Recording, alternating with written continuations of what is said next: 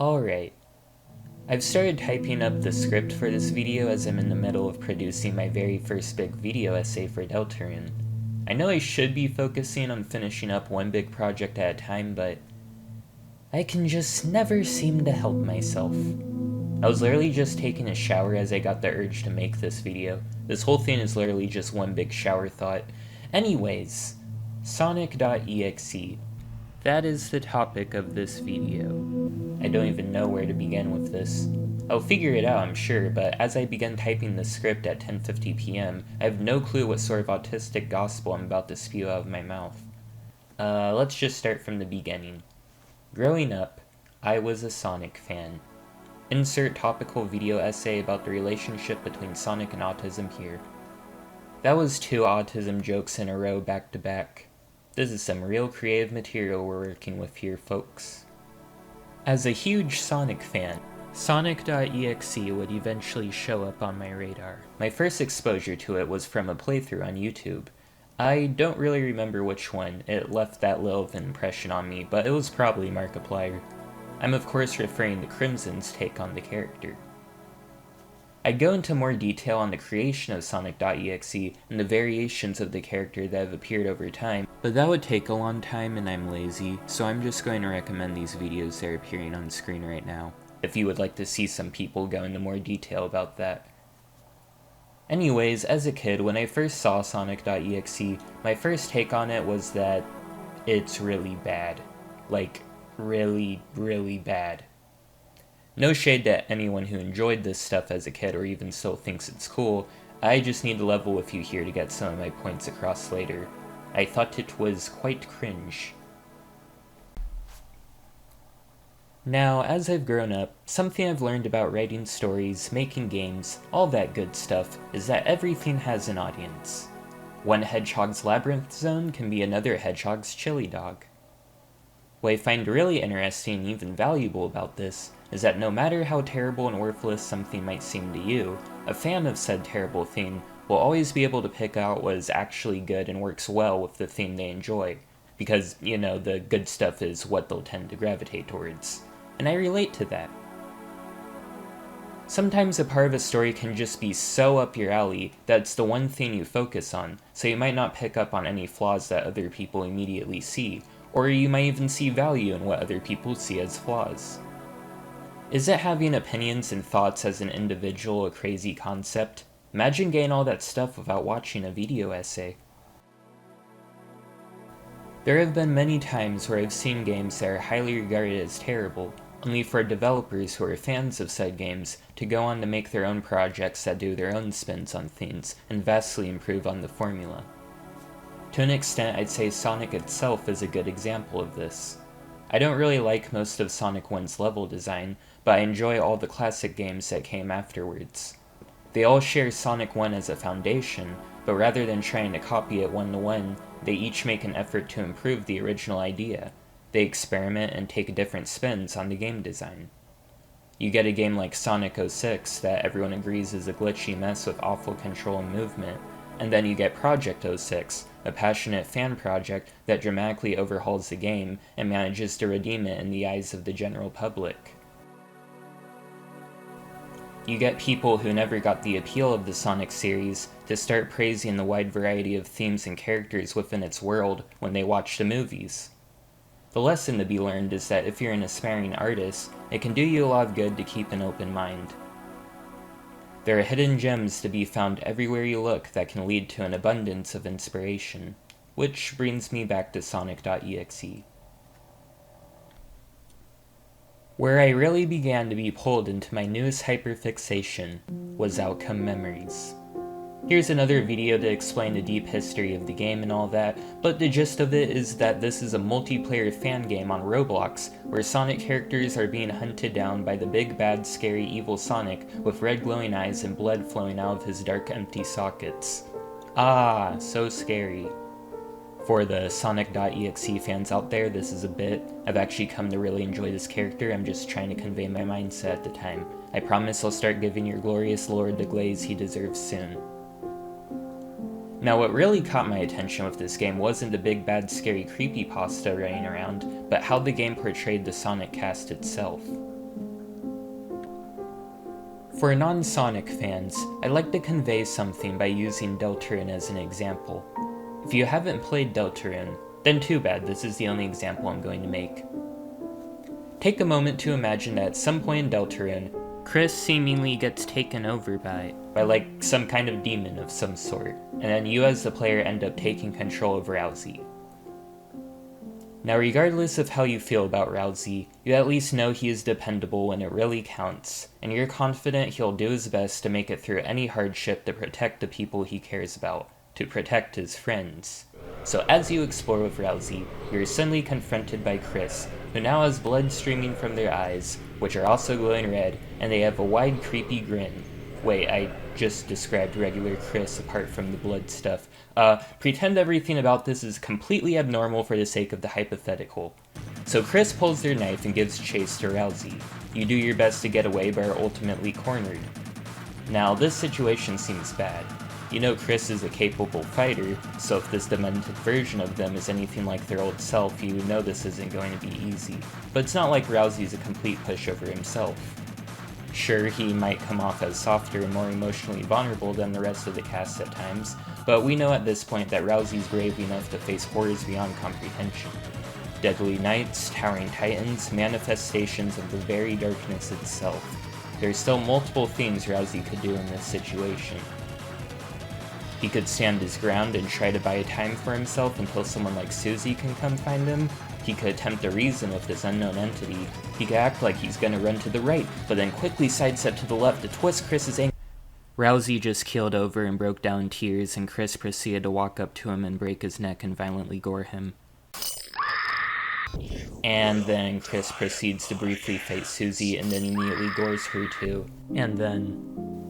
who would be the Deltarune parallel of Eggman? Oh yeah, the Eggman.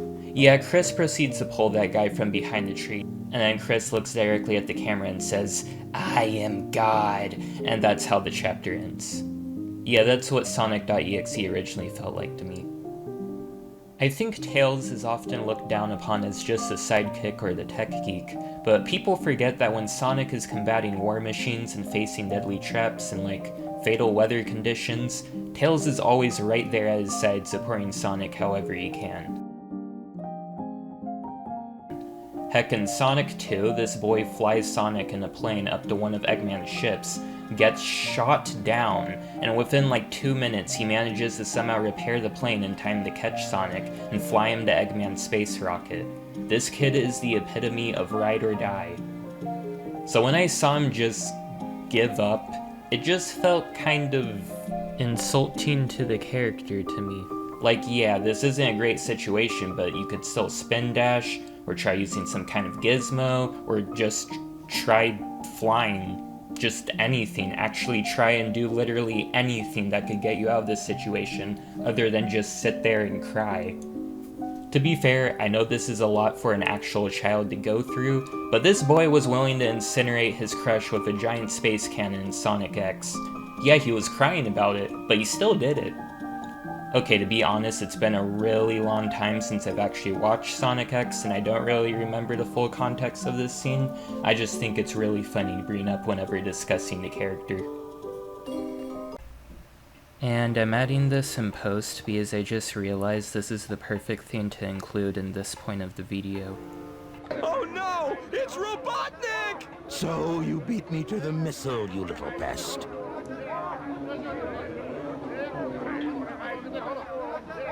I will make you all pay for this. Let's get out of here!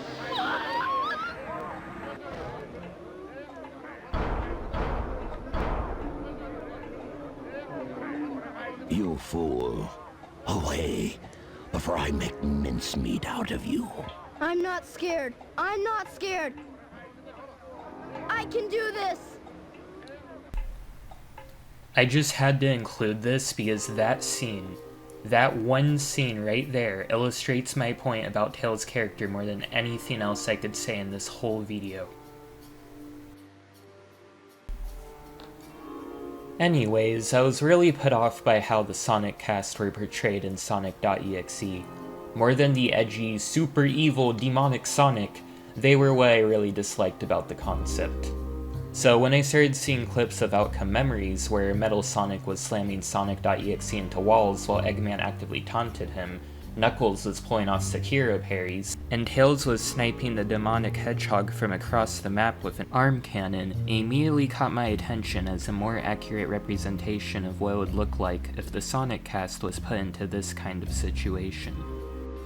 I'd then eventually go on to discover a YouTube series called Sonic.exe Retribution, and even after spending months exploring this giant rabbit hole made up of EXE content, I still consider this series to be the single most accurate portrayal of the Sonic cast going up against this entity. If you're a Sonic fan who's never gone into any EXE content, this is a great place to start. Link below.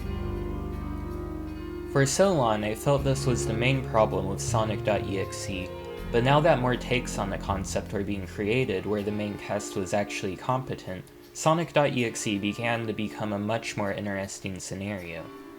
Using Deltarune as an example again, imagine after Chris gets possessed, Rousey and Susie end up teaming up with the Roaring Knight to try and survive and potentially return Chris to normal. That's what Tails and Knuckles teaming up with Eggman feels like in these stories. Okay, to be fair, Eggman has actually teamed up with the main cast multiple times throughout the series to combat greater threats. It's just in EXE stories the alliance feels a bit more significant as it tends to last a lot longer than it does in any of the mainline games. So once my interest in this concept began to grow, I wanted to actually go out of my way to learn more about it, because I realized there was one very important question I never really put a lot of thought into. Who actually is Sonic.exe? I was not prepared for this question to lead me to some of the greatest lore and world building I've ever experienced within any form of media.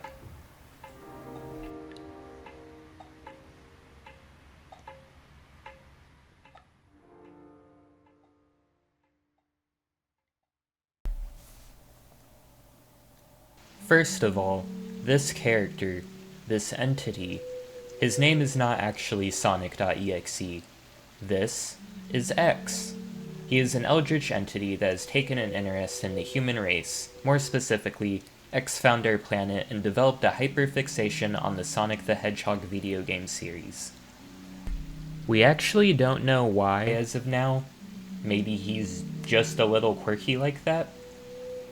X went on to construct his own personal wonderland, a world based on the classic Sonic games, and disguised it as a regular old game you could find online. That, or he leaves cursed CD discs at people's doors or something, I don't really know. Now the trick is that when people find this game, their soul is drawn into it and placed within a vessel based on one of the Sonic characters. Vessels are not consciously chosen.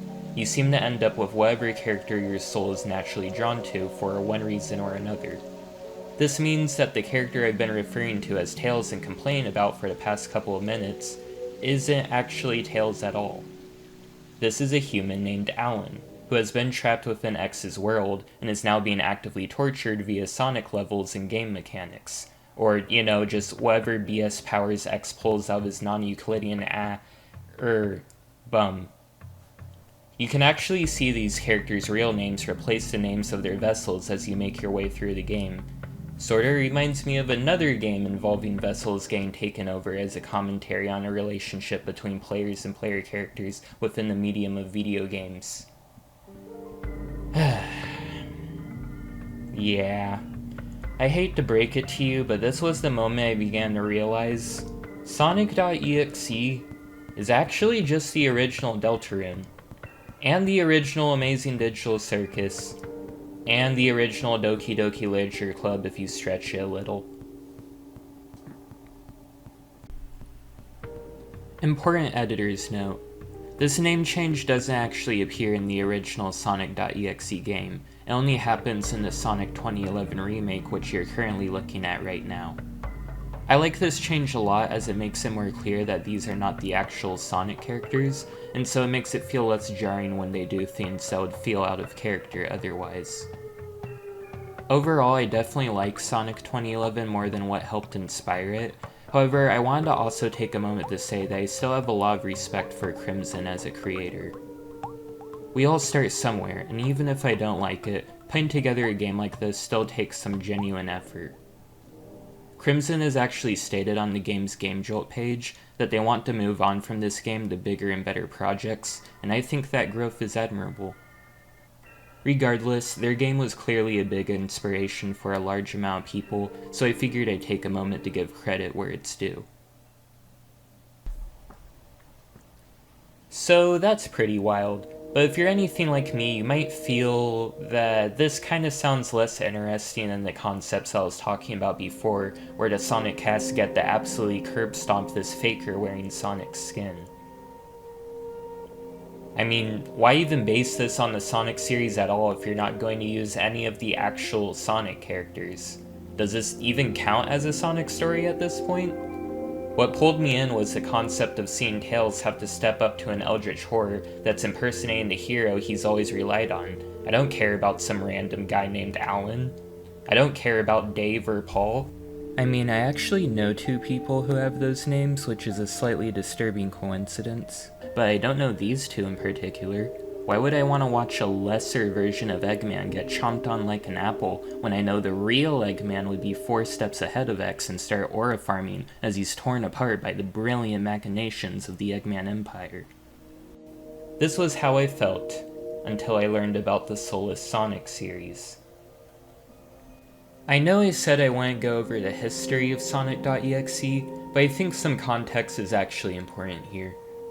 For a while, the Soulless Sonic series was considered the canon Sonic.exe story.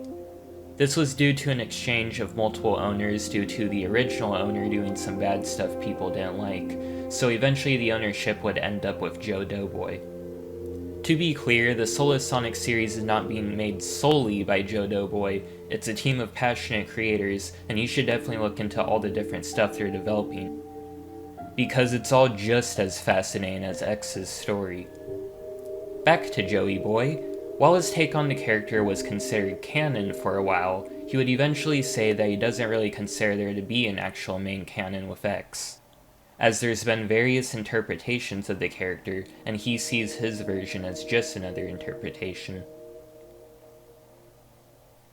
I think this was good to say on his part, as EXE content has really grown into its own subgenre of fanfiction at this point, and it would suck if people started to point at some of these other projects as copycats of Joe's work. All that being said though, I absolutely love his interpretation of Sonic.exe and the Soulless Sonic series as a whole, and what won me over was Joe Doughboy's webcomics. As I said before, even if I wasn't 100% on board with the whole vessel concept, I was still curious to learn more about this specific take on X that was held in such high regard by the EXE community. This was the moment I truly became invested in this concept as a story. Now, these comics are short, so I'll link Joe Doughboy's Sonic.exe straw page if you'd like to look into them and the rest of the Soulless Sonic series yourself. If not though, I'll briefly summarize and go over the webcomics in this video so you can still follow along. At the time of writing this script, there's about 10 main comics, covering about like 4 story arcs. Just to be clear, I'm not 1000% sure about the chronological order of these, but going off of the order I read them on Newgrounds, the first arc is titled Repost, and consists of about 2 short comics. So this comic begins with Alan, the very first trapped vessel we play as in the original Sonic.exe, traveling along with an Amy vessel we've never seen before. Her hand somehow got really messed up, really looking like the girl from The Prophecy, and she exclaims, "Welp, nothing suicide can't fix," and proceeds to casually throw herself off the side of the cliff. She then responds in spectacular, grotesque fashion via one of those screens you can hit in the classic games to get power-ups and extra lives. And Alan does this gesture toward a pool of blood. The Amy vessel responds like she knows what he means, but just says throwing herself off a cliff was just easier. And to be honest, when I first read through this comic, I was kind of lost on what these two were even talking about. It turns out when Alan freaked out earlier when she threw herself off the cliff, it wasn't because she was actively going out of her way to kill herself, but actually because he was afraid doing so would give away their location. This gesture was Alan saying, "You could have just silently drowned yourself, moron." Alan then begins to not only crash out, but have a full-blown panic attack as he practically screams at her about the severity of the situation. That was easier? For what? For it to spot us? Have you really processed what's going to happen once it finds us? I don't even know your name. This was a mistake. The Amy vessel then has to bring Alan back to reality, remind him that for now they've managed to shake X off their trail, and so for now he can take a moment to just breathe. What? What did I just read? Was this genuine character writing with real thought and emotion put into it? I needed time to process what I had just discovered, but I also needed more, so I moved on to the next comics titled Outfit, Passage, and Query. Now, if you're a longtime Sonic fan, you may have noticed that this Amy vessel is not wearing any of the typical Amy getups. This character's outfit gives a bit of a post-apocalyptic renegade sort of vibe. She even has a different hairstyle, with her quills slicked upward, further contrasting Amy's usual design. Alan would eventually go on to have upturned hairs himself as part of his character design, making him more distinguishable from Tails. Back to the comic, Alan actually says he's curious about her outfit, and the Amy vessel responds asking if he's, quote, a fan of these sick threads, which I found very endearing because he immediately reminded me of Susie. It's sickly, alright. Your clothes are tattered and torn, even when you respawn, and the large coat, it makes you look corny. I think it was at this point that I had to stop reading and take a moment to bury my head in my hands as I began to realize that I was starting to genuinely care about these characters, and I've only known them for about 5 minutes at this point. What Alan said, of course, ticks the Amy vessel off, and then we just get this absolutely amazing panel where we see that Alan's actually a spineless coward and he immediately backtracks as he tries to change the focus away from what he said. Then we get to the comic passage. There is actually no dialogue in this one, just various shots of Alan and the Amy vessel making their way through a treacherous world that is not their own, which I can honestly really appreciate. Show don't tell and all that. Pretty much the exact opposite of what I'm doing right now. Finally, we get to Query, where Alan pushes further with his questioning. He points out that her shirt says Pib, which is strange because that's a brand from their world, the real world.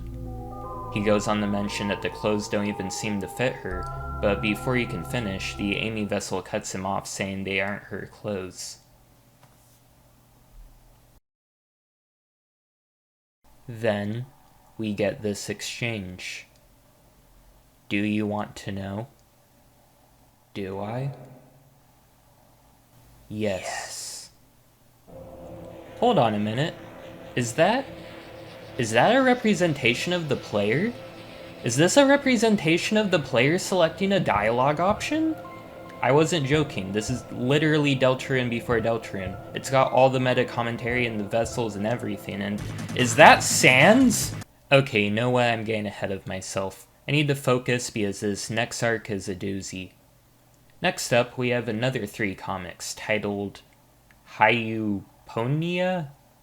Not sure if I'm pronouncing that right, but they're specifically labeled as a part 1, 2, and 3. Immediately, we're shown something pretty crazy in the comic's very first panel. Pictured is what appears to be the Amy vessel being controlled by puppet strings. Literally Deltarune. We got another piece of artwork from Joe Doughboy at one point seemingly showing the same thing, implying that this character may have been controlled by another player in the past. I've seen games that try to explore the relationship you as the player have with its world, but the concept of seeing how other players may have affected these characters' existence is a new one. After the sudden implications here just hit me like a truck, she then goes on to explain. Piles of bodies. Human bodies. It felt like another nightmare. I wanted to believe it was. But the stench. It's a funny thing. Not knowing if you're truly alive, or just dead. Huh. Funny. With all the pain this world unforgivingly throws at you, all the reminders.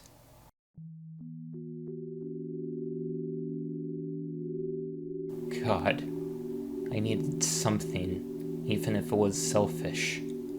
Can you imagine desecrating another person's corpse just to feel some semblance of comfort in this hell? Comfort. That's sick, right?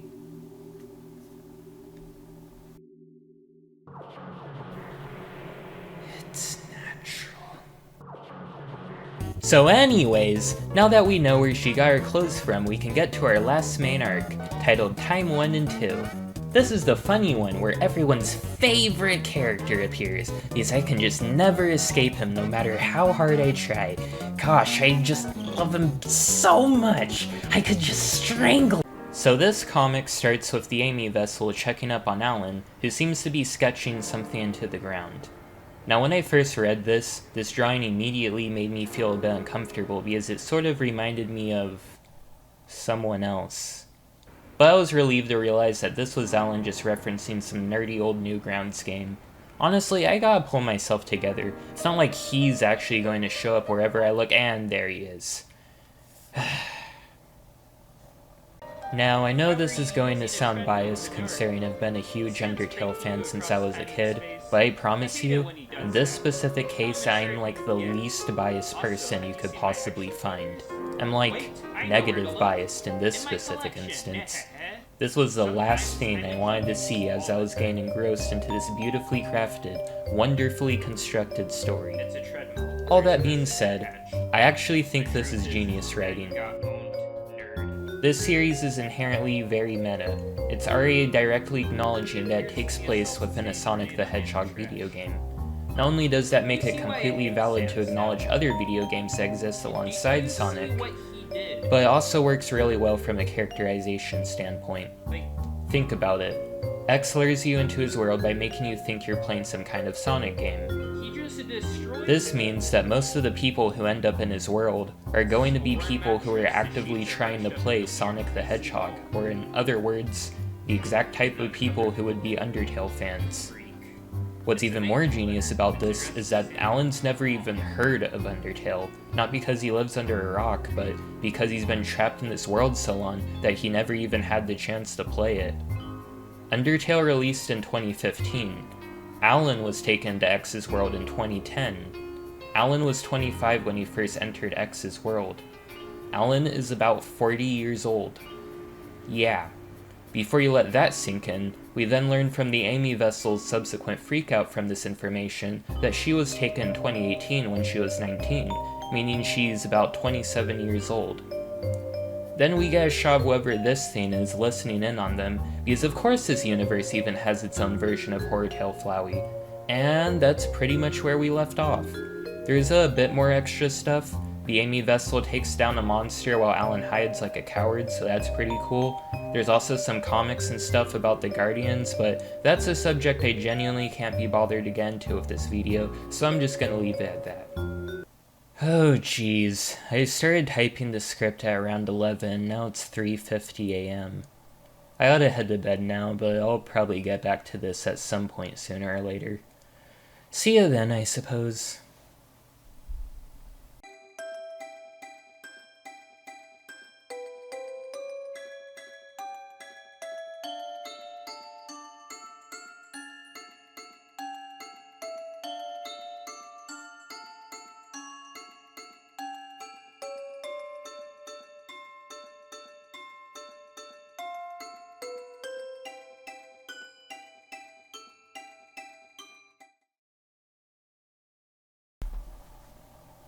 Alrighty then, that was a good nap.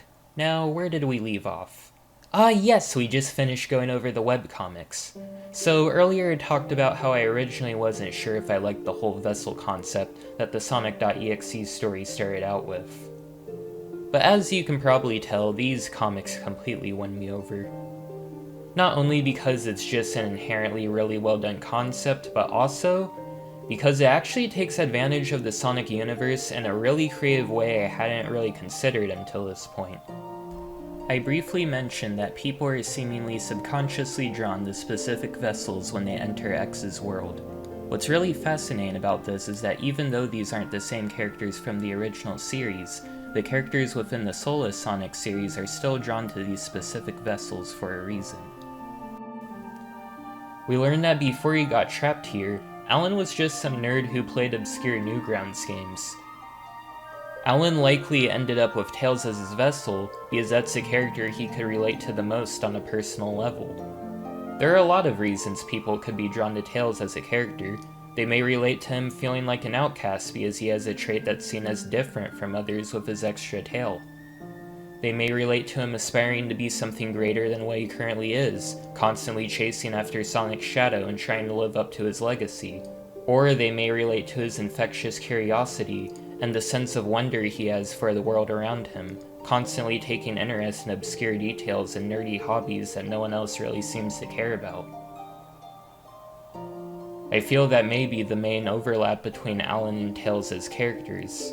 Alan may not be a child genius, but you don't really have to be to see a bit of yourself in a character like Tails, and that goes for all the lost souls trapped within this game.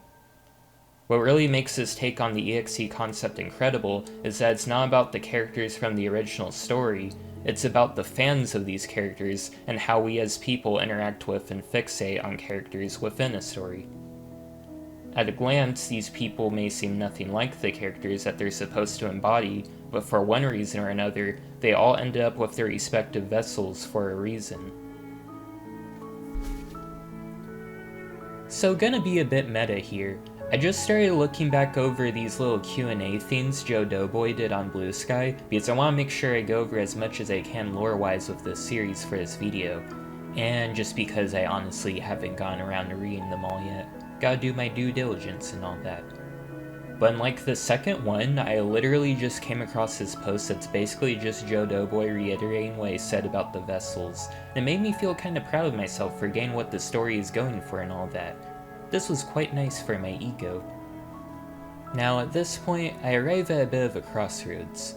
You see, on one hand, the whole point of this video was mainly to get all my thoughts out about Sonic.exe as a concept, as well as explaining as much as I can about the Solus Sonic series.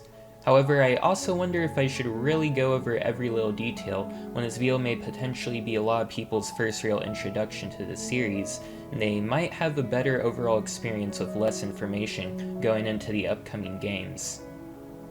What I'm specifically getting at here is all the other vessel characters that have yet to be truly introduced to the story, because despite how little of them we've actually seen so far, we actually already have a lot of info on these characters and what some of their roles will be going forward in the story.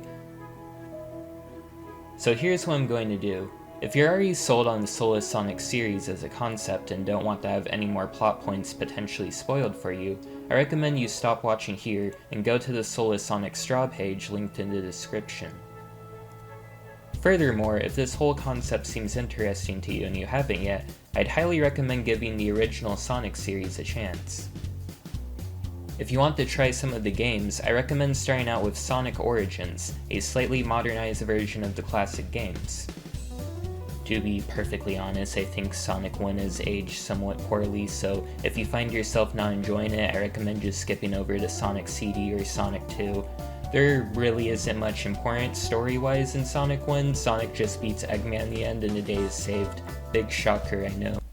One more thing, Sonic CD actually has two soundtracks, a US version and a JP version. I recommend using the JP version for your first playthrough, because the music from that is referenced more throughout the series. If you're mainly interested in the story, I actually think the movies are also a great overall introduction to the series. Just keep in mind some things are a bit different lore-wise from the games. After Origins, if you want to play more, I'd personally recommend Sonic Mania and Sonic.exe Shadow Generations. I recommend watching Dark Beginnings before playing Shadow's story. The latter is basically a museum of some of the series' most iconic stages and characters, so if anything sticks out to you while you play, you can just look up what game it's from and go through the series from there. Yes, I did in fact make this whole video essay just as a way to convert more people into Sonic fans. You're welcome. Anyways, from the Solus Sonic Straw page, you can find and access all the content in the series that's out so far, and even start learning more about the world and story yourself if you want to. You'll want to play Sonic 2011 first, as it's essentially a remake of what many consider to be the OG Sonic.exe game. After that, be on the lookout for the Sonic PC port, the sequel to Sonic 2011, because that seems to be where a lot of the themes and ideas presented in the comics are going to start really coming to fruition. There's actually a demo out for the PC port if you'd like to go ahead and try that out. I actually watched someone play the demo once a long time ago, but I barely remember anything about it other than the presentation being really good, and I honestly have been keeping myself away from it ever since, because I prefer to just wait for the whole game. Then again, considering the inherently meta nature of this series, I wouldn't be surprised if the demo and full game ended up actually being two completely different themes, so I'll probably end up playing the demo when the full game comes out anyway, just in case. Alright, you got all that? No? You know what, that's fair. Anyways, if you don't want any more information on the Solus Sonic series, feel free to stop the video now. Are we ready to continue? Good. So on that aforementioned straw page, we see what we can consider to be the main cast of the Sonic PC port. I think it's actually best I start from the bottom. So first of all, we got our good friend X. Now, outside of the vessels themselves, one more aspect of the story I heard about that helped draw me into the Solus Sonic series is X himself. Specifically, the concept of Lord X. You see, with the Solus Sonic canon, there's technically actually two versions of X. There's the X we see in Sonic 2011, who the community tends to refer to as 2011X. This is X as he's essentially just started setting up and playing his Twisted games, and thus he's still experimenting a bit and refining his craft. Lord X, on the other hand, is an older version of 2011X, who we'll officially get to meet in Sonic PC. This is essentially meant to be a more mature version of X. When I first heard about this concept, it immediately stuck out to me because, well, to be honest, I would never imagine as a kid that Sonic.exe of all things could get actual character development. That's not even meant to be a diss on X's characterization specifically, and a lot of horror in general, monsters or slasher villains can be kinda stagnant. The concept of the monster changing over the course of the series, actually growing up past mindlessly tearing people apart, made me genuinely curious to see what that would look like. Don't get me wrong, I don't think X is magically going to have a change of heart, and I don't think he needs to.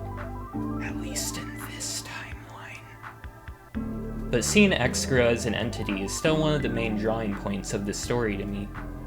I mean, even though we've barely really gotten to see much of Lord X, we recently got a freaking album called Sinister Minds I absolutely love and highly recommend listening to. While it's technically not canon, Joe Doughboy has stated that the album is still based on concepts related to Lord X and the overall story, both concepts that we've already been somewhat aware of, as well as concepts we have yet to see be explored. Seriously, there's already so much you can read into X's character just by going through these songs. Now I should also mention that Joe Doughboy also said you shouldn't look too deeply into these songs to answer major lore questions, but I don't think that necessarily means we should just completely ignore them either. Just read into them with a grain of salt. Making our way over to the actual vessel characters, first we've got an Eggman and a Cream Vessel. We know the Cream Vessel's real name is Alice, which is 1000% a reference to Alice in Wonderland, because they just won't stop making references to it whenever they bring up her character. We don't know the real name of the Eggman Vessel, which may confuse you at first since we see the name of the Eggman Vessel we play as in 2011, however this is actually a completely different guy.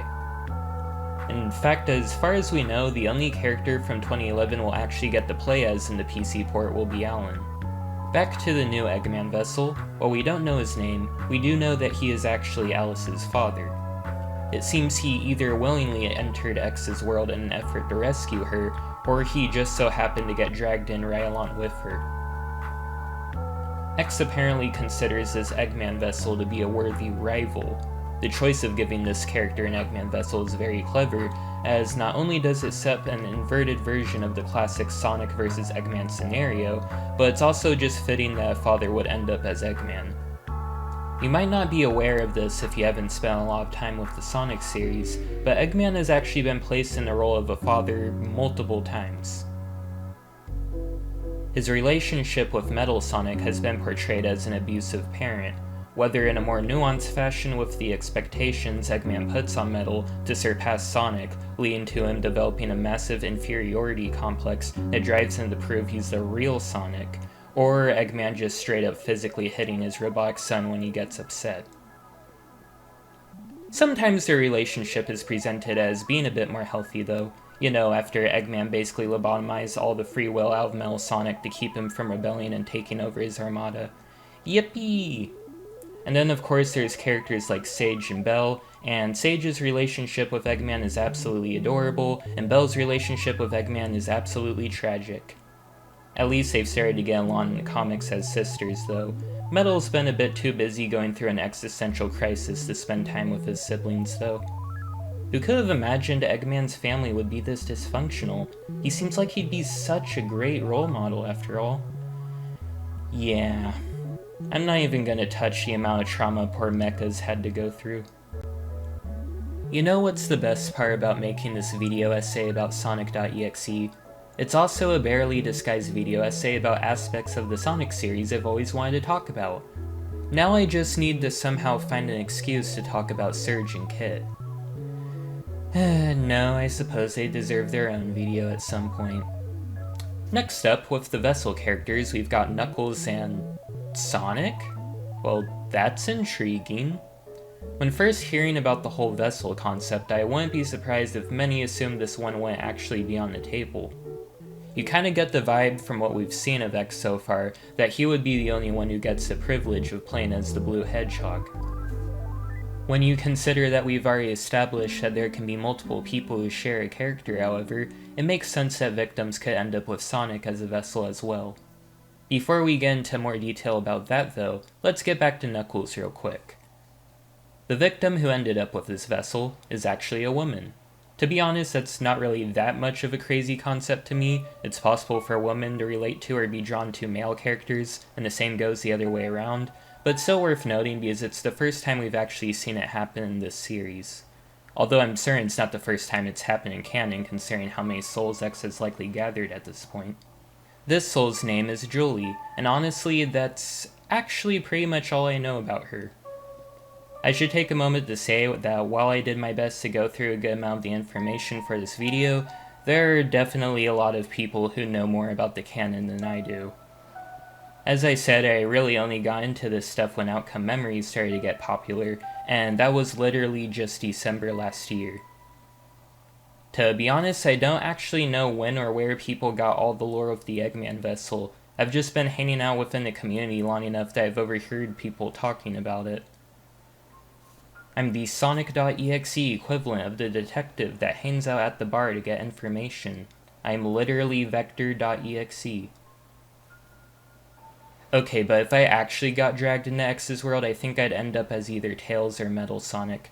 Not because my parents abused me or anything, I was just kinda quiet and antisocial as a kid. Maybe I'd end up as Tails doll? Now, while I don't really know much about Julie, we did get this one piece of art where she seems to be in a factory run by one of X's guardians, and she's hiding from some kind of metal Fane vessel. I think. The eye looks similar to Metal Sonic's to me, but it could just be regular Fane.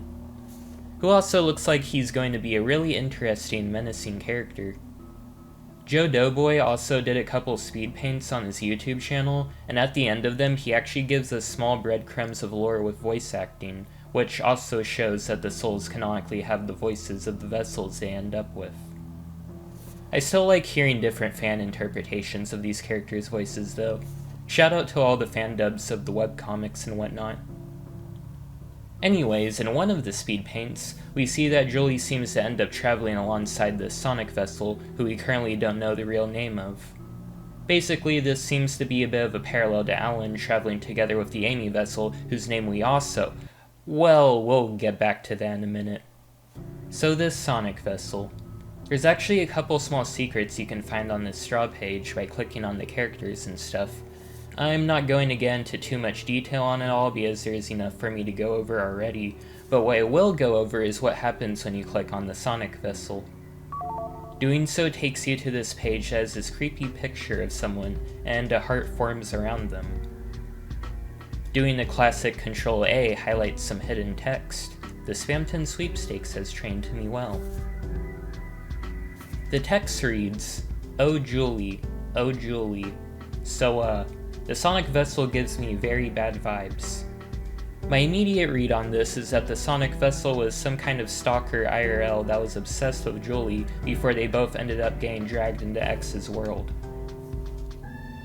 I want to take a moment to say, however, that this is largely speculative, as this really isn't a lot to go off of, but I really don't see how else I could interpret this. Looking back at the Sonic vessel on the straw page, I also just get bad vibes from his body language, which might just be my bias affecting my judgment, but I think this shows just how good the Soulless Sonic team is at showcasing the humanity in these characters. The Sonic vessel in particular takes a moment to sorta style his quills, which immediately tells me he cares a lot about maintaining appearances. He also just does this thing where it looks like he gets more serious or maybe even angry for a moment, and I 100% read this as a representation of his mask slipping for a moment. It's also worth noting that if you compare the design of this Sonic vessel with the original, you'll notice that his pupils are more angular and have a bit of shading added around them. It gives this version of Sonic a more soulless look. Seriously though, I think it's really impressive how little they changed the design, but how much character they can convey with a few small tweaks and some unique new animations. Now, based on the dialogue between Julie and this character at the end of the speed paint, I'm guessing that this character being bad is supposed to be a bit of a twist in the story, but even if that twist may have now been kinda spoiled for me, I'm still very interested in seeing how things play out with him, because it's an extremely interesting concept to me. Again, I don't know anything for sure, my take on this character could be completely wrong, but I should also mention that Joe Doughboy has gone on record describing the Sonic vessel's personality as superficial, so actually I'm pretty confident in this read. I'm really interested in general in the idea of vessels getting into conflicts with one another, but this Sonic vessel is especially interesting to me because I honestly feel like I can already read a lot into this character just based on the fact he was drawn to Sonic as his vessel. There's potential here for a wonderful irony to him being reborn in this world as Sonic. Obviously, when most think of Sonic, the first thing they think about is his heroism and his willingness to help those in need, and I think that's one of the main reasons a lot of people are drawn to the character. However, if this soul belonged to some sleazy manipulative type, I imagine this could be a case of main character syndrome. He thinks of himself as this perfect figure that's better than everyone else, and he's entitled to whatever he wants because he just deserves it for being who he is. He ended up with Sonic as a vessel because he wants people to see him in this grand and favorable light, but it's not a reflection of who he truly is as a person. I'm riffing a lot here with the minuscule amount of information we have on this guy, but I'm really looking forward to seeing how things play out with this character if this actually ends up being his personality. It's a very interesting alternate take to an evil Sonic that I think would contrast with X pretty well. Unless this guy has read the comics, then he would probably turn out to actually be a mimic vessel. Real quick, I'd also like to mention that if you look at Julie, you'll notice that she takes a moment to look at her hands, like she seems to be contemplating the circumstances she's found herself in. You could read this as her being uncomfortable with the body she's found herself in, which would be curious considering you end up with characters you feel naturally drawn to. I suppose though that just because you relate to a character in some ways, that might not necessarily mean you like them. Maybe this could be a representation of self-hatred, like IRL Julie could have been a bit of a loner like Knuckles, and that's a part of herself she's resented. Or maybe it's as simple as she relates to Knuckles as a character, but she doesn't literally want to be him. I mean, I'm sure most of these characters miss their old bodies at least somewhat, no matter who or what they ended up with. That being said, pairing someone who cares all too much about maintaining appearances with someone who may resent their appearance or who they are on a more fundamental level could certainly make for an interesting dynamic. The guy who's full of himself and thinks he's him, and someone who's too hard on herself and may resent who she is. Finally, we've got the OGs. Name a more iconic duo. These two are just straight up aura farming. You love to see it, not gonna lie. Alan's looking like he's just about ready to take on God, and Kylie is of course dripped out of her gourd just chillin'. Oh yeah, it's time to talk about that now. Yeah, her name is Kylie. On that straw page I just love bringing up over and over again, there's this overview of some of the characters, and not too long ago actually, Kylie just sorta spawned in there. It was actually kinda a big deal for me when it happened too. This is not a drill. This is not a drill. Her name is Kylie. We got her name. It's the Amy Vessel. X thinks that she's a cheater for some reason. I don't know what that means. This is why. Now in regards to Kylie, there's immediately something I want to go over with her character, and that is that she's apparently trans, or at least an allegory for being trans. I mean, technically you can argue that the same can be said about Julie, but we don't know if her ending up with Knuckles actually has anything to do with her gender identity, or if it's one of the many other reasons I speculated about earlier. Furthermore, the fact that she still goes by the name Julie, a feminine name, makes me assume that she still thinks of herself as female, but I guess we'll see. Regardless, one of the main reasons that Kylie seemed to be drawn to Amy is that she wanted to be a woman. The song in Sinister Minds, titled Beauty, is also apparently X convincing Kylie to enter his world so he can give her a form that she would be more comfortable with. This makes the song on its surface a positive message about supporting those who want to transition and change themselves, while in the context of the Soulless Sonic series, showing just how far X will go to manipulate people and to gain what he wants, making this the darkest song in the album by far, in my personal opinion at least. Now, you may have noticed I used the word apparently a lot, and that's because the fact that Kylie's character is trans was actually a leak of some kind. I honestly don't know the whole context, but Joe Doughboy would go on to confirm it.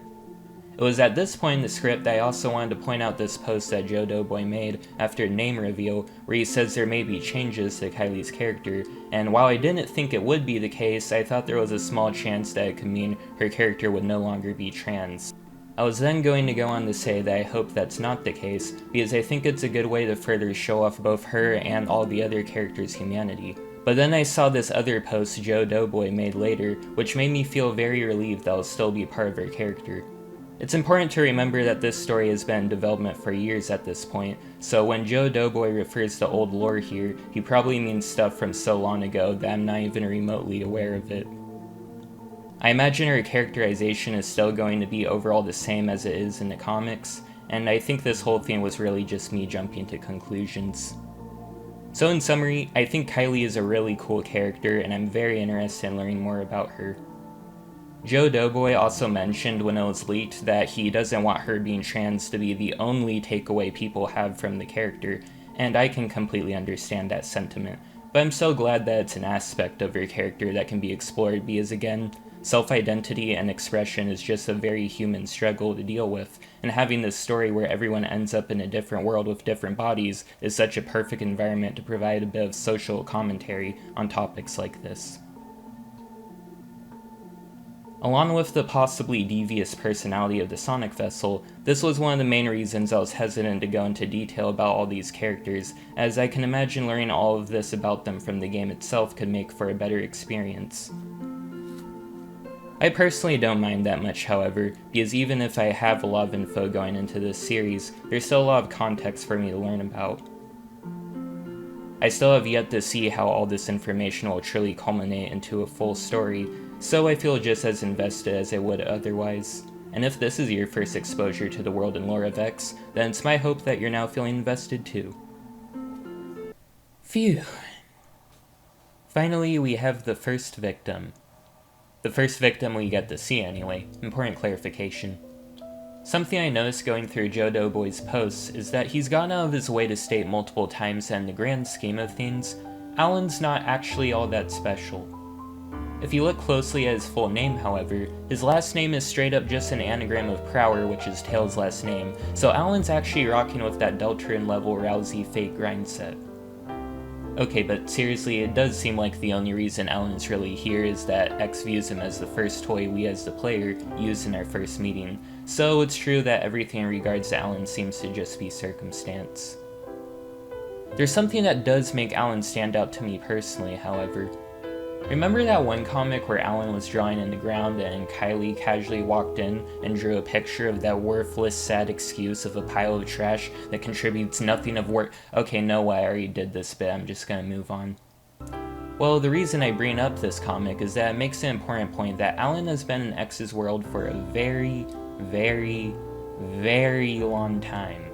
I'm pretty sure of all the souls we've gone over, he's been here the longest. Going off of that, it creates a harrowing picture of Alan as a character. From his perspective, it explains why it would make perfect sense to drown yourself to avoid detection. It explains his panic and desperation when it comes to avoiding X. His cynical view on the world around him and seemingly of human existence itself. It's genuinely difficult to fathom the amount of suffering he's gone through after spending over a decade in this hellscape. At this point, I'm not even sure I could consider him to be fully human anymore. The way he thinks, feels, his way of life must just be so fundamentally different from what it was before. On the other hand though, it is worth pointing out that Alan says he thought it had only been a year or two, so this could imply that X has been putting Alan in some form of stasis when he's not playing with him. So from his perspective, he may not have actually been here for that long. Or he's just completely lost all sense of time, which would be completely valid for him. Even if it does turn out he's been put in some form of stasis or something like that, I don't think I'd even want to spend a day in this world, let alone 2 years. No matter what, it's clear that Alan, along with most of the victims in this story, are deeply traumatized, and that's going to be one of the main aspects of their characterization. Still though, it's very intriguing to think about how Alan is one of the only vessels still around who got to see the younger, less refined version of X. It makes me wonder whether you would have it better dealing with X in 2011, when he would more simple-mindedly just tear you apart, or in current day where he's developed his whole world into a monstrosity that seems to always be out to get you. I guess lucky Alan gets to experience both. And with that, that is a portion of the lore of this story. Yeah, there's honestly a lot I still haven't gone over. If you want more info, you're just going to have to start going through the straw page too. And to be honest, the current version of that page still doesn't go over everything, like the alternate timeline where X becomes old, or the fact that in the OG timeline X secretly had a son. Yes, Sonic.exe is straight up just confirmed to be a father in this canon. To find out more about this, I recommend googling Sonic.exe pregnant. This is a joke, please don't actually look that up.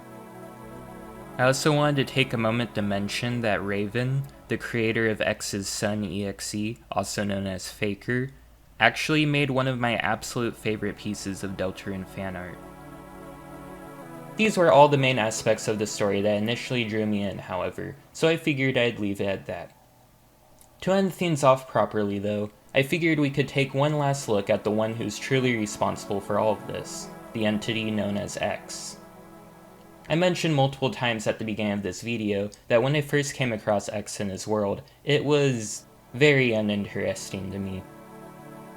Over time, however, X has become one of the most fascinating horrors I've ever come across, and there's two main reasons for that. First is just his character arc.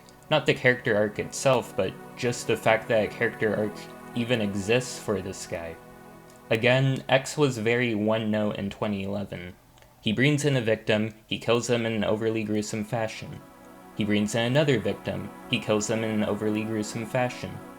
He brings in yet another victim, he kills them in an overly gruesome fashion.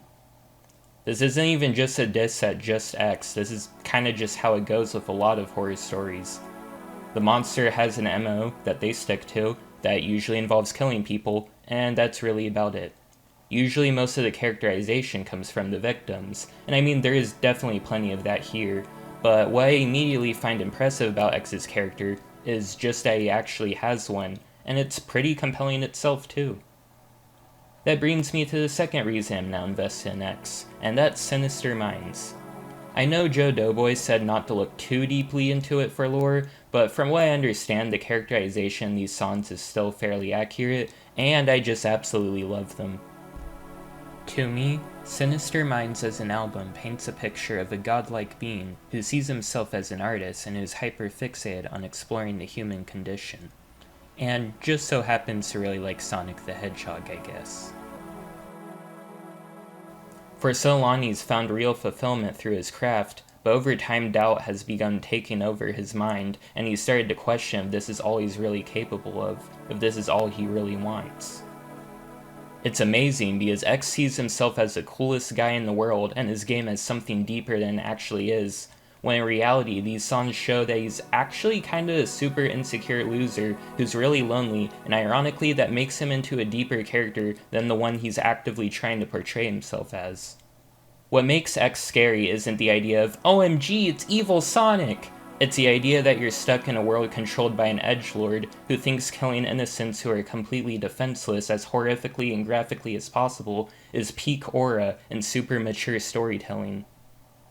So basically just your average teenage Sonic fan, or just me, I guess. The character OC I'm currently using in this video speaks for itself honestly, and this background I made is actually directly inspired by the character select screen from 2011. Look, if I'm gonna roast X, I at least need to be self-aware enough to out myself too. What now makes X even more scary is that he's evolving. He actually wants to put more effort into his world, his game, to inflict as much pain and torment as he possibly can onto these innocent people. Okay, mostly innocent. Well, actually, I've also heard that apparently Alice's father was actually abusive in some way, so maybe more of these people had it coming than we realize. Along with this making X feel more genuinely threatening, I find it also makes him into a character I'm actually looking forward to seeing get further explored. X has seemingly begun to start questioning the point of his very existence. I think that's part of the reason X finds so much significance in Alice's father. The song Can't Take My Eyes Off of You is basically how X views him according to Joe Doughboy. X felt playing with humans was growing dull, and has seemingly realized he wanted someone he could play against. He didn't just want a participant, he wanted an opponent, and he figured out how to get one by dangling their daughter over his head. Crazy how this whole plotline is just an extremely cursed custody battle. All that being said, I'm still not so sure what it is X really wants as a character, or why. Where will he go from here? What happens when he continues to grow and develop his craft? Where will that leave all the others we've now begun to grow attached to? I'm honestly just super stoked to find out at this point. It seems like the PC port is going to be releasing sometime this year, so I'll be on the lookout for it.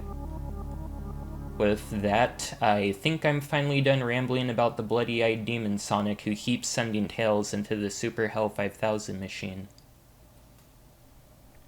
Now, there is one more aspect I'd like to go into more detail about regarding Sonic.exe. In another video. Scared you for a minute, didn't I? Basically, I touched on it a bit, but I wanted to spend some time going into more detail about the takes on Sonic.exe that explore what would happen if an entity like X went up against the actual Sonic cast. And outside of Retribution, I think some of the best takes on this concept can be found in fan games. Two that I really want to go over right now are the Destiny Reborn and the Emerald's Curse, which is still in development, but they're working on a pretty big update. Please don't bother them about it though, these things take time. While these fan games aren't perfect, of course, I still like them a lot overall and want to give some of my thoughts, so that's the plan for my next Sonic.exe video. Someday. I don't know, it'll probably be a while before I get to it after all this. Might as well wait until Emerald's Curse is updated anyways. No rush. In the meantime, I can also see if there's more games I'd be interested in talking about, so it all works out really. Of course, while you don't really need to have deep knowledge on Sonic to appreciate the solo Sonic series, I do recommend playing some of the main games before going into these fan games, because they do actually pull from lore and world building established in the original series. Psst. Make sure you play Sonic Mania before playing the Destiny. Just trust me on this. This is me a bit after I finished the script and have started putting together the actual video. Yeah, just thought it was also worth mentioning after spending some more time in the rabbit hole that is EXE content that there's just a lot of interesting takes on this stuff. I mean, I already mentioned that, but I just got into Mrs. Sega lore, and dear Lord X, it is simultaneously one of the darkest and goofiest takes on the concept I've ever read. Like, you got Mrs. Sega, also known as the Godmother, who's like an evil grandma who created X in this continuity, but before she became what she is now, she was actually a regular human who had a son in the real world, and that son had a daughter named Fumiko, who ended up as one of the Godmother's victims. So the granddaughter of the big bad of this world, and the niece of X, is just hanging out in an Amy vessel. Meanwhile, one of the Godmother's greatest rivals, Luke, has a Tails vessel, and he had a big smoking problem with dating Fumiko in the real world before he ended up here. So his whole rivalry is inherently just this extremely sadistic old woman going up against this absolute stoner.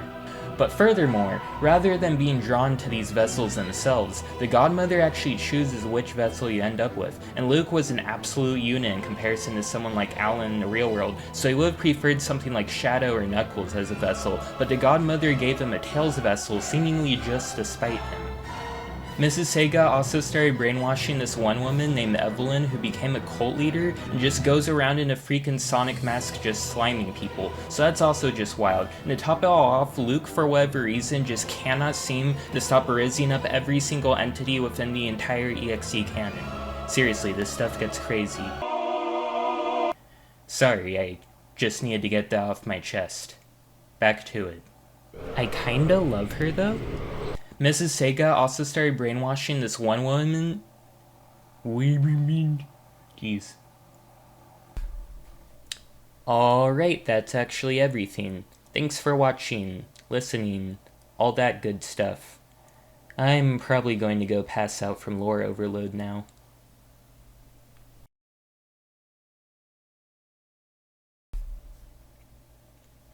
Well, that was actually everything that I had to say about the series. After going through most of the Q&A stuff, I would like to go over some of the posts from Joe Doughboy himself, mainly the stuff I just found the most interesting and informative. I don't really consider this part of the main video essay, just think of this as a sort of fun facts section you can listen to if you're that desperate for more information.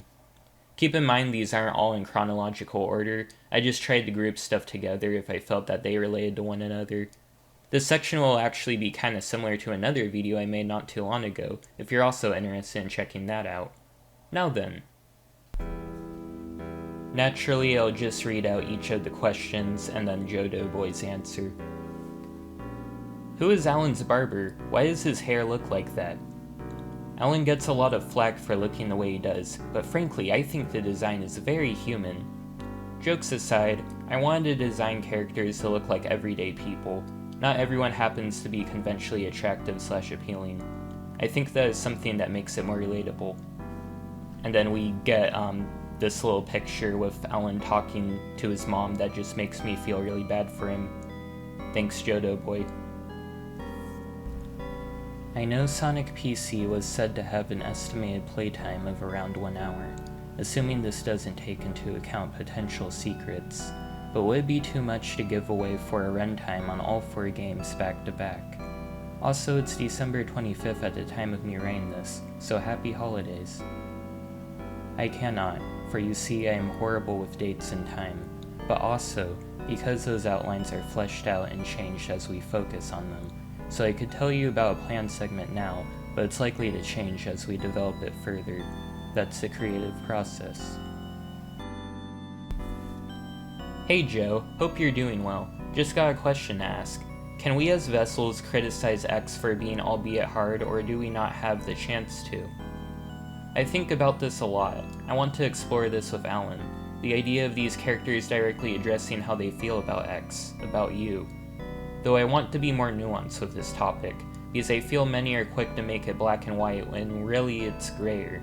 You aren't stupid. And that's something I feel makes the situation worse, but at the same time fascinating to explore. It makes for interesting characterization. But to answer your question more directly, vessels can say whatever the hell they want, but maybe they learned it goes nowhere most of the time. Why does X call his game sessions rounds? I don't think there's any chance to win one, and he must know that, so why calling it like that? There are some things from before 2023 that I would disregard unless shown otherwise.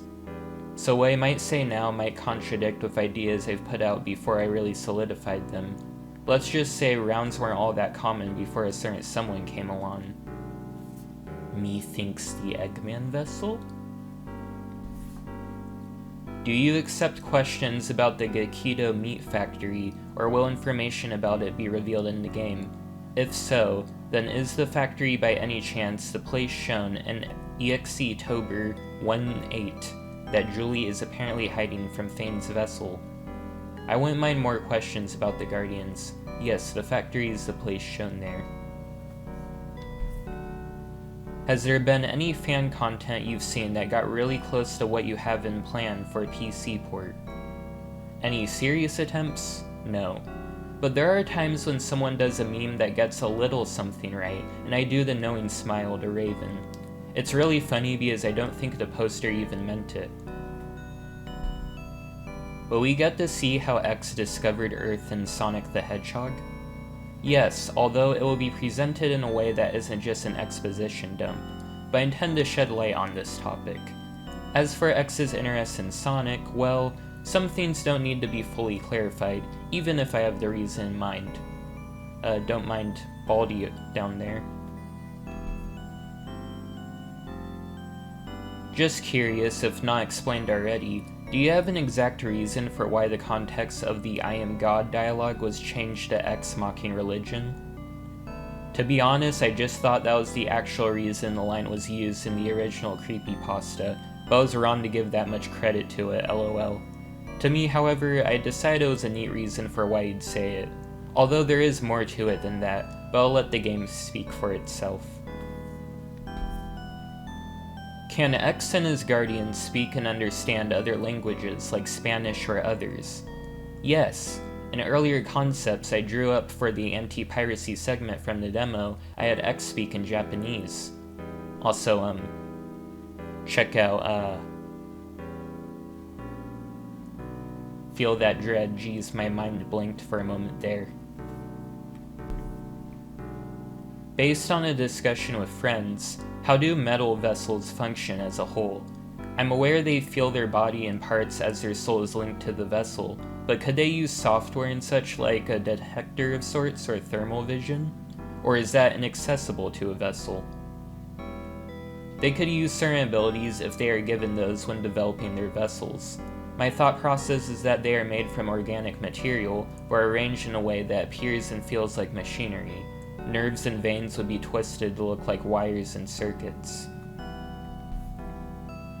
I imagine using your abilities would be very detrimental to the structure of your vessel, so it'd be wise to use them sparingly. This drawing is pretty metal. I'm sorry. Do the Chaos Emeralds exist in X's world? No. Everything you see in X's world is a recreation of appearances. It's not actually what it's attempting to mimic, so things operate differently than what we think they are. This is why I haven't really focused on rings before, because they don't behave the same as in Sonic games.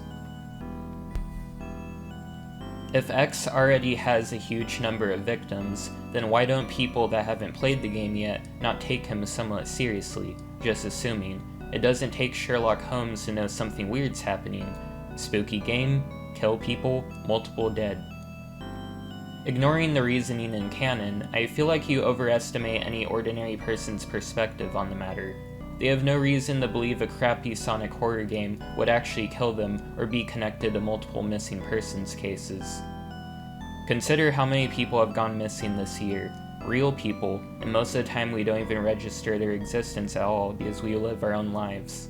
It might seem unbelievable at first, but I find it's the unfortunate norm for concerning situations to go unnoticed. What would happen if some wise guy tried to outsmart X by modifying his game, like Sonic.exe Ron Turn? Oh my goodness, I love Sonic.exe Ron Turn. It's so cool, and I'll even link it here for those who have not seen it. In regard to the actual question, let's just say I have plans to explore this in mind. I actually love this too. What makes it even better is the creator of the video actually confirmed that the character who is in the video is based on Noelle from Deltarune, and that's just amazing because it would be so in character for her to stumble across Sonic.exe but just completely just end up overturning everything on X. It's just so funny to me. Why did Alan call himself Tails inside the PC port demo? Little emoticon thing. Would you ever want to explore the concept of people having severe medical issues suddenly not having them in X's world, such as severe face tumors, being born without certain or all limbs, deaf or blindness, osteoporosis, etc.? Typically, I don't feel comfortable exploring things I don't have a good sense of knowledge on. I take time to research it in order to properly represent that, though I also don't want to paint X or his world in any positive light. X truly is evil, best to highlight that. I feel X might use those issues to torment victims, making spectacle of it. Of course, I'd never ever depict it without taste. I hate it when people use heavy topics for the sake of shock. I've never thought about it. I'd only explore it if it brought something of value to the table. Wow, super scary Sonic.exe. Wow, so scary. I'm scared. Wow, I'm scared of this scary guy. Wow. Is this a good time to mention that X's design in game isn't supposed to make you afraid of him? It's a reflection of who he is and his appeal. For me, the horror has always been in deeper implications, the effects his or our presence and actions have for real people. That is the scary part. I just haven't gotten to showing that in full just yet, but it's coming. I forget if I've asked this before, but exactly how canon is Sinister Minds? I don't have much involvement when it comes to Sinister Minds, so it doesn't feel right to speak on their behalf, though I know they do take inspiration from canon material, which includes things that aren't public yet. Enjoy Sinister Minds for what it is, and don't question its canonicity. Just wondering, cause some of my friends are still confused, but is Sinister Minds official in any way? Please answer this question. My friends are at each other's throats. Sinister Minds uses official concepts for its songs, but I wouldn't use those songs to solve any lore. It's like FNAF compared to the Silver Eyes. They share concepts, but it shouldn't be used to solve one another. Not sure if the Hedgehog with lyrics is an accurate representation of him, but the idea of him liking piano is really cool. Would he have a favorite piece to perform, or would he just improv? I assure you it is very accurate. Really good characterization that you can pull from there. In regard to your question, improv. What would X do if he stumbled upon a human who's as twisted and effed up as he is, or at least in a similar level? Would he give that person a special treatment? Smile. If X somehow met and got someone in his game as evil as he was, how would that go? Would he treat him like another vessel? Would there be any acknowledgement, or would that guy just be for the other vessels to live with? I wonder if it would be wise to reply to questions that have to do with future plot points. It feels like I'd be giving away too much too soon. These are some really good questions though, so if you have a question like this that goes unanswered, chances are I can't address it just yet. So if you could describe anything at all about the Sonic Vessel, or what on earth his whole deal is, what would it be? Superficial. What does Lord X think about the other Sonic characters that aren't Sonic? X has an odd sense of adoration towards the Sonic series, so he hold a bit of respect towards them. However, that's not enough to stop him from twisting and torturing them. He wouldn't act like a fanboy, and said he'd act the same way he does towards a victim, which we all know by now. The difference is that X wouldn't be able to win, as they are more capable and in control than the victims in X's games. I really think only Sonic could beat X, because they're sort of mirrors in a way. It's a test to see who can keep pushing themselves further, who can get back up again. A lot of people seem to think I meant base Sonic alone would be able to easily take out X. I actually meant that it would take Sonic reaching new heights to defeat X, and that's why he would win. Imagine how cool it would be for Sonic to achieve a new super form in order to beat X. Some DBZ type stuff. Why do you took ownership of the character instead of just leaving him in oblivion? I take ownership for various reasons. My two main reasons are, it's important to me to fulfill my personal goal of making something good out of bad execution at my own pace, and to create a version of the series people can enjoy without relying on JC's original works. I'm not here to change minds or to influence the debate of separating art from the artist. I'm just a guy who happens to like a bad creepypasta and wants to act on the potential of what if for myself alone. It may not be obvious to some, but I'm not concerned with that. How exactly do X's victims get inside the game / find it, and does X choose his victims? Or is it just random chance that they come across evil Sonic game? I am not caught up with most stuff, so I apologize if this question does not make sense, or if it was already answered before. Like everything else, chance and coincidence. There is no fate, there is no destiny, unfortunate and tragic for no good reason. Some people just wanted to play a game, others got caught in the middle, and a select few were targeted for petty reasons. I should clarify that they don't actually possess the game itself. I think that's a misconception created by the existence of the game. If a person would watch another person play the game, would that person be captured too, or is it only the person deliberately playing? If you're actually there with that person, yeah, but if you're watching a video, then no. Will Julie receive her own distinguishing trait, like how Alan has no tails and upturned hair, and the Amy vessel has clothes and upturned quills, unless the yellow socks are meant to be our identifier? Yes, my intention is to showcase the humanity of most characters.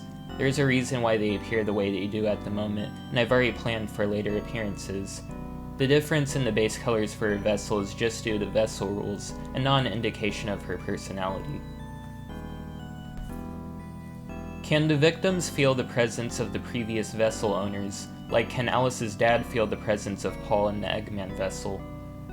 This is a fun question. My answer is no.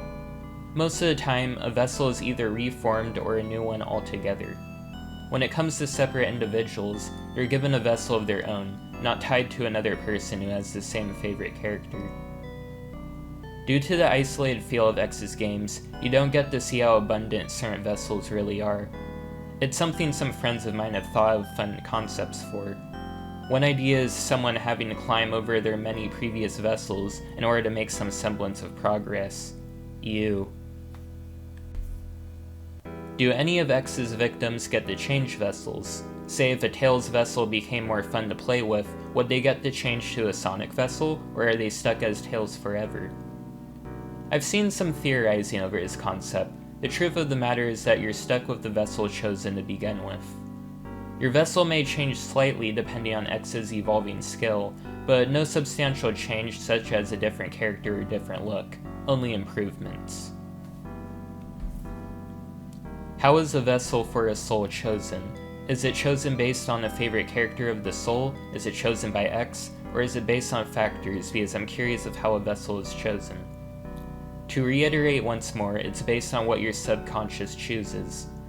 I feel people make the mistake of, I end up who I want to be, when it's more like, I like this character, but I don't want to be them. Outside of Sonic, there is no other factor besides situational circumstances. Intriguing. So hypothetically speaking, if certain vessels, Shadow, Knuckles, or Silver for example, had enough time and experience to improve physically with their attributes, would you say they'd be at least strong enough to handle a good portion of the dangers that lie within X's domain? Hypothetically, sure, but that's a very unlikely scenario given how well it'd all have to line up. I still do not understand about Alan being Tails' vessel. Does every cycle include him as Tails, or there can be more souls that replace him? I think quite a few of you overestimate how important Alan is due to him being a focal point for us compared to other characters. There are hundreds of other victims, all with their favorite character being Tails. They're just not seen by you. Can any Sonic character be a vessel, or only the ones who are in the classic era, excluding characters like Shadow, Silver, and IDW characters? Theoretically, any character is possible for a vessel. Does that mean you should pick an obscure vessel for the sake of being unique and standing out? I think not. There is still meaning behind the choices, even if it's due to just the possibility being present. Does X have a favorite piece of Sonic media, one that he likes the most, and does he have a least liked one? I think Sonic.exe would be particularly fascinating and inspiring to his work, but he does take to what stuck with him. I wanted to say Sonic Labyrinth, but that's projecting. Wouldn't say there's a least liked one, because his fascination with Sonic isn't like what some people think it is. How do you think X would react to someone genuinely putting their belief in his philosophy? Would he ridicule them for the trust they put in him, or would he seek to push them even further into his twisted mentality? To think there's any real philosophy in the first place would already indicate you're at his mercy. Just one more way to toy with another victim, so honestly it could go with both ways. Is the Cult of X canon? The funny thing is, I've hinted at the name in one of the Sinister Mind covers, but you'll have to wait and see it clearly in the series. What is the cult's influence on Earth? To have that many bodies seen in the piles, X surely would need some political control, somewhere to keep him undercover. I like keeping things grounded in belief. The cult is one of my least favorite aspects of the original Sonic.exe, so my interpretation of it is much different. I wouldn't even consider it a cult. Sonic Legacy did have a cult member, but that does not reflect how I intend to portray them. What's Lord X's opinion on the Allfather, Jack Gore? To be clear, Lord X would not be aware of any other EXE's existence. He's cut off in his own continuity because I prefer it that way. Though I imagine if he did meet another EXE, his ego would cause him to hate them. A weird question, does X even begin to understand the concept of love? If so, what would that even look like for him? I imagine not great. X does not possess any emotion, he has no trace of love, and his understanding of it would be twisted. Someone will probably be confused by this statement and think I'm ignoring what I've shown X to act like. But am I? So when X is mad, is he truly mad, or is he just mimicking the emotion, and is he really goofy like the art? Most depictions of X being angry in my art is either played up because it's not written in canon, a facade to misdirect you, or because it's misinterpreted. When X is truly upset, it's not in your face about it. Can't take my eyes off of you. You seem to like this song, huh? Honestly, it's a really good song to describe X's relationship with the unnamed Eggman vessel. In a more metaphorical sense, of course. X has a twisted understanding of human concepts to fit his own agenda. Does Lord X have a favorite guardian? X had a favorite guardian. And finally, one from the big man himself. Lord X, what is your favorite victim? Every one of you is special in your own right. I could never be satisfied with just choosing one friend. Aww.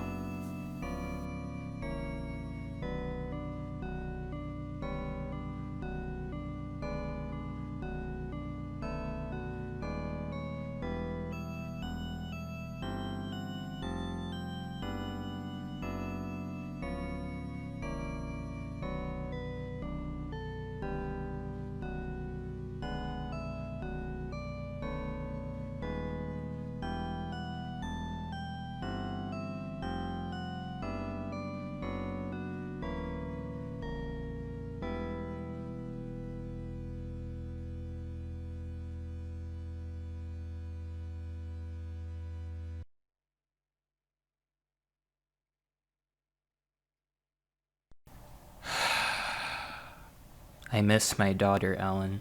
I miss her a lot. I'll be back.